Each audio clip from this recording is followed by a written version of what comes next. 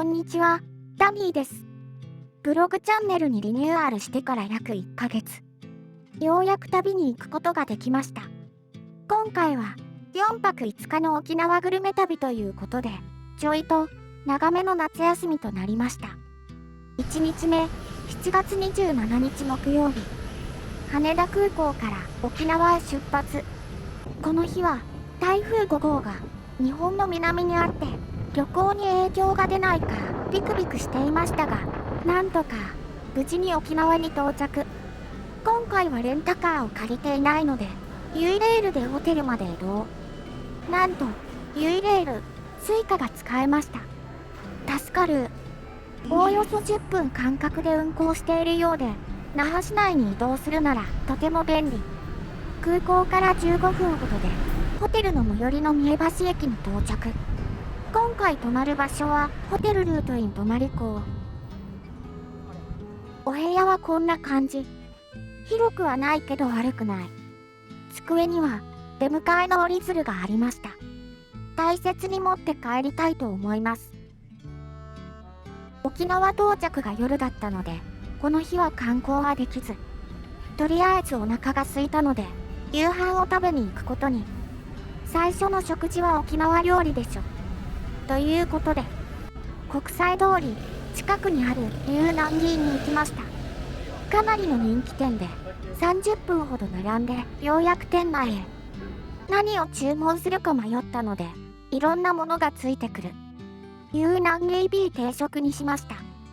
ラフテー、クーチャンプルー、ミミガー、ジーマーミ豆腐、クーブイリチ、イナムルチ、ご飯と豪華な定食。ミミガーは豚の耳の皮の酢の物でさっぱりおつまみ。ジーマーミ豆腐は落花生のお豆腐。クーブイリチーは昆布の炒め物。イナムルチは白味噌を使った具だくさんの味噌汁。ラフテーは豚の角煮。このお店では味噌だれ。クーチャンプルーはお麩、野菜、卵の炒め物。初日から沖縄料理を満喫できました。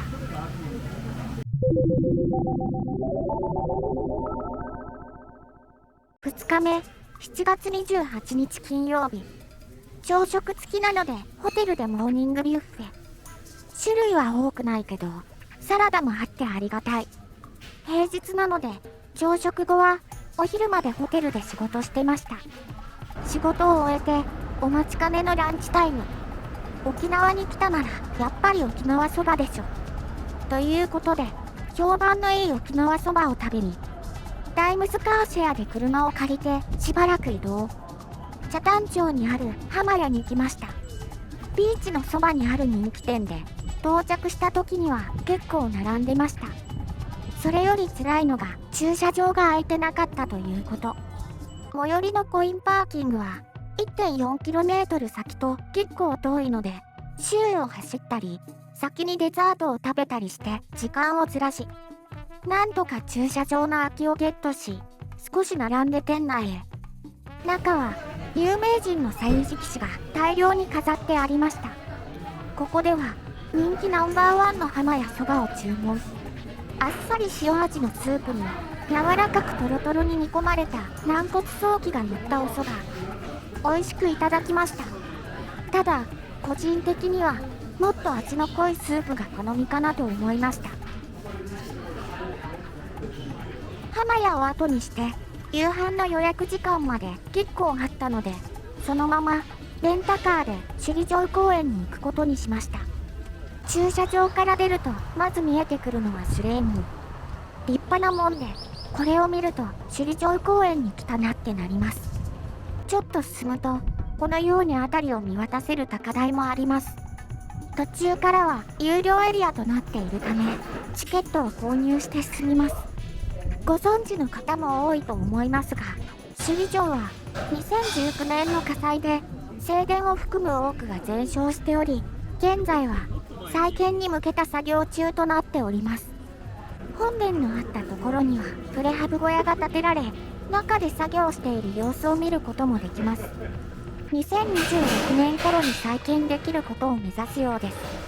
あるし日の姿に無事戻れることを祈っております。首里城公園では軽く雨に降られ、ジメジメした暑さでかなり汗をかいてしまったため、夕食を前にレンタカーを返却してホテルに一度着替えに帰還。2日目の夕食はアグー豚しゃぶしゃぶ専門店の食菜酒坊松本。こちらもかなりの人気店で、1ヶ月前に30回以上電話してようやくつながって予約が取れたお店。今日は暑かったので、とりあえずオリオンビールでさっぱりと。まずはもずく酢と海ぶどうが出てきてビールのつまみになりました。しゃぶしゃぶ開始前に美しいアグー豚を見せてもらいました。サイドメニューでアグー豚の水餃子もオーダー。途中でしゃぶしゃぶの出汁に投入するとのこと。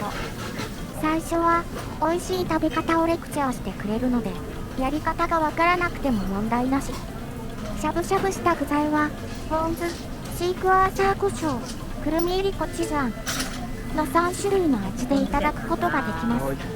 個人的にはポン酢が一番かなと思いました。アグー豚は脂身に甘みがあり、くどくなくさっぱりと食べられます。水餃子は皮がもっちもちで、具にしっかりと味がついているので、そのままでも美味しくいただけました。しゃぶしゃぶを堪能した後は、残った出汁でおじやを作ってくれます。総合的に大満足な夕飯になりました。